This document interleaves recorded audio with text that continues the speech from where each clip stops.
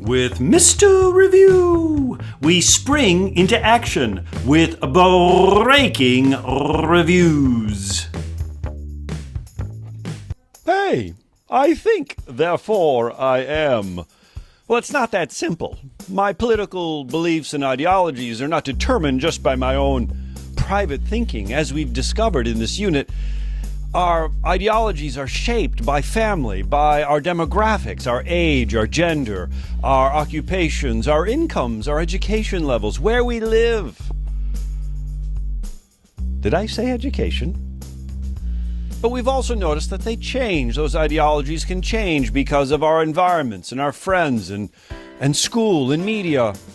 But there are also other factors that determine and influence our political beliefs and ideologies, like political events, elections. Seeing all those ads from the candidates actually has an impact. Ads make a difference. But so too does a factor known as globalization. 100 years ago, maybe it was just your neighborhood would influence you. Maybe 50 years ago, just the nation influenced you. But today, as the world has grown smaller and smaller, as we've become more and more globalized, if something happens in China, for instance, tsunami, a wave of influence and change may happen here. And if something happens here, maybe a tsunami, a big wave of change happens over there.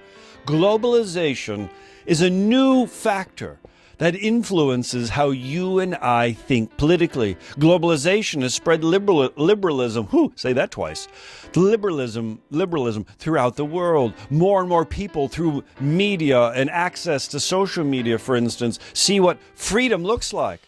Music, movies, television, all those individual liberties that we take so for granted here have been exported around the world because of globalization.